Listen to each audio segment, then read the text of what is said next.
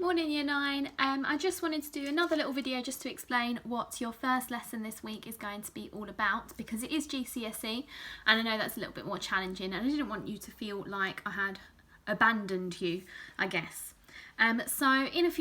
Alongside this video, I've also uploaded a PowerPoint presentation and the pages that you're going to need from this textbook. So it's these pages that we're working on today, and I'm going to upload that all when I upload this video so you can see them all together. I'll just quickly run through that PowerPoint. You should answer all of this in your notes, in your books. If your book is full up, just do it on paper. We can stick it into a fresh book when we are back, which hopefully won't be too long now. So the lesson is on American government, or government of the USA. This is all really useful background information for this unit. You really need a sort of a basic working understanding of how things go in order to be able to complete the unit. The first slide I've put up is just a map of the USA, just to give you an idea of how massive it is. We live in a teeny tiny little country here. The UK is roughly the size of Alabama, which is one small state in the USA. So it's really a teeny tiny country we live in, and the USA is enormous. It takes 6 hours to fly from New York to California. We can drive to the other end of this country in 6 hours, so it's massive in comparison. That's just to illustrate that. The next slide has got your first task on it. Your first task is to read the page and just to answer a few questions about what is the 4th of July? Why is that important? What happened on the 4th of July 1776? And why does the American flag look the way it does? I'll give you sort of a brief overview. Basically, Britain, as Britain does and has done for many years, rocked up to the USA in the 1600s, and then throughout the 1600s and 1700s they developed it into one of their colonies to do with the British Empire, so a part of the British Empire. And in the 1770s, the USA decided they'd had enough of that and they wanted their independence. And they got their independence at the end of the American War of Independence. Oh, the rabbits are coming out to say hello. Let's see if we can just get them on there without showing how much mess there is in my living room. Nope, can't see the rabbit. There he is. There's a rabbit. Alright, anyway, where was I? Okay. There we go. Yes, so they decided they wanted to be independent. They got their independence. They're independent.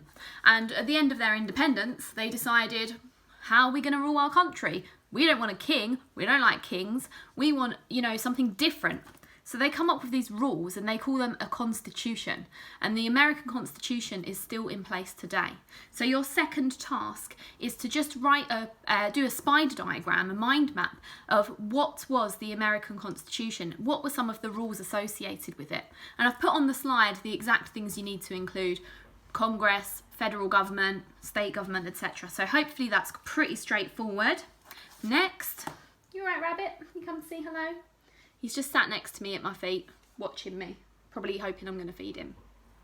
Next, I've put up a clip that just further explains the 3 main branches of US government. Incidentally, this is all covered in A-level politics, which I teach, just a little plug for that when you get to A-level. And just add some bits, okay, rabbit, just add some bits to your spider diagram about these 3 branches of government. The next task is to do with political parties. In the UK we've got Conservatives and Labour are our main ones, and then we've got a whole load of other little ones.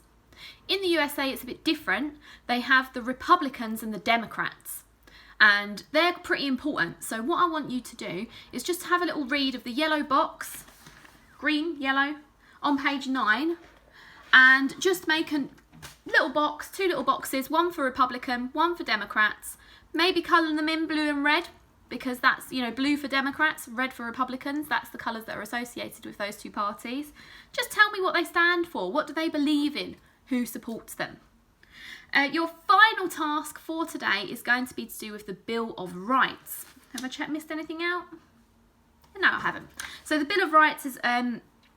So they wrote this constitution, and then they were like, oh, we missed out a whole load of important stuff. best add it in, and they added in 10 extra rules, and these are the Bill of Rights. The most famous of these Bill of Rights you've probably all heard of. It's really, really controversial, and it's the right to bear arms. So this is a really controversial issue in America, and because it means that everyone is allowed to own a gun. And if you own a gun, you probably go around shooting people. Well, not everyone. Some people go around shooting people.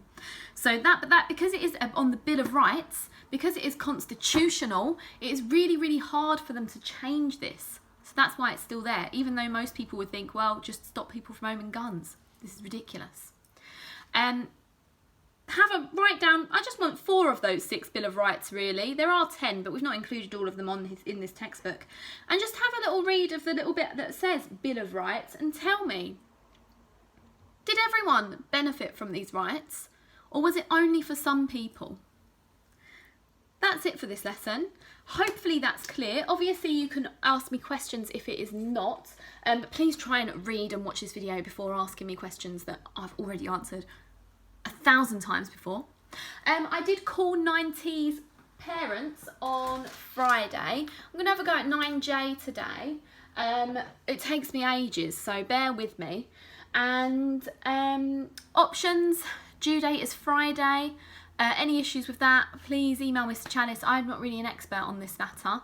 I'll just see if, shall I see if I can grab you a rabbit to show you a rabbit? I mean, they're looking pretty horrified. Maybe next time. They don't really like being picked up. They're not that tame. They just exist in the same house as me.